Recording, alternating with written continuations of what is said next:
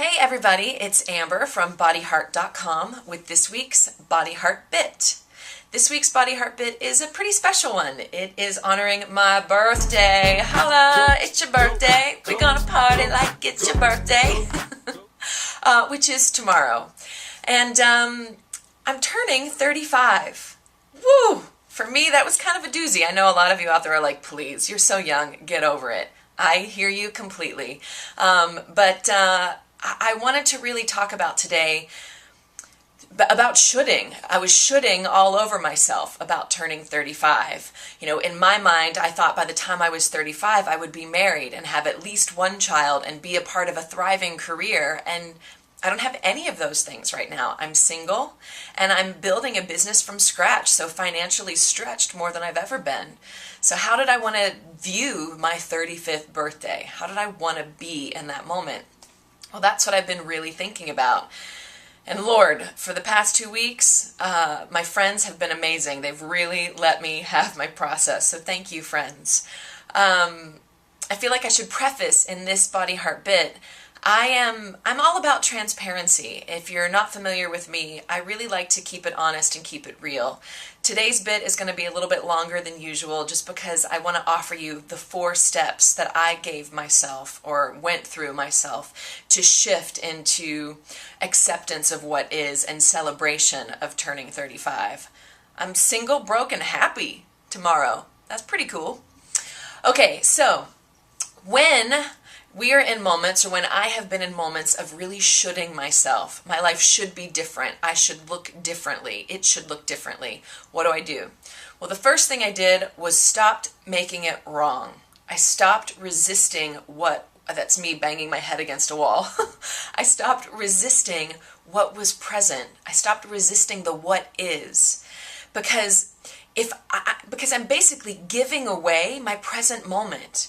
And really the present moment is a present. It's a gift. It creates our future and it creates our past. And I didn't want to give it away anymore. So I just thought, how can I stop resisting and just accept? Setting an intention to do that was huge.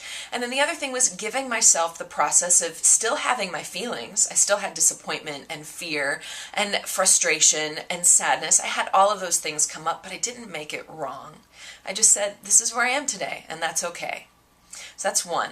The second thing I did was I asked myself, is there anything I can do about it?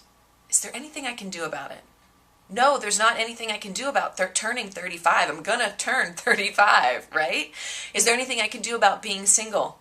Maybe I could join a singles group or an online dating thing. That doesn't really appeal to me at this time in my life, but those are things that I thought about. And then the third one, as far as, building this business and being stretched financially, is there anything I can do about that? Maybe I could meet with a financial planner.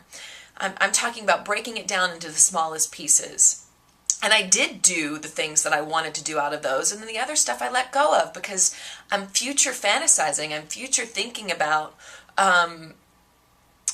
what doesn't serve me, really. So I let that go. Is there anything I can do about it? No. Well, let me focus on something I can do something about, right? The third thing, and this one, it's amazing how this one really works. It's about bringing it back into self. Bringing it back into self. What does that mean? That means, for me, getting back on top of my meditation plan. I try to meditate 5 days a week for 24 minutes in the mornings, and I kind of got off that plan. So really honing that in, pulling that back in. Maybe it's exercising, maybe it's really focusing on your diet. And actually that's when I really want to bring light to. What we eat affects our mood.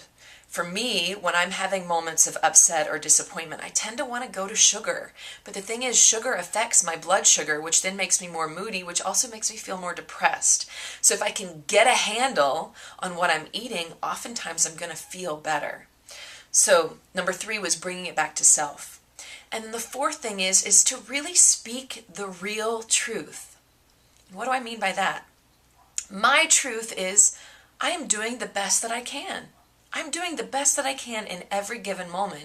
That means whether I'm 34 or 35 or 45 or 55, every part of my life, I am really doing the best that I can.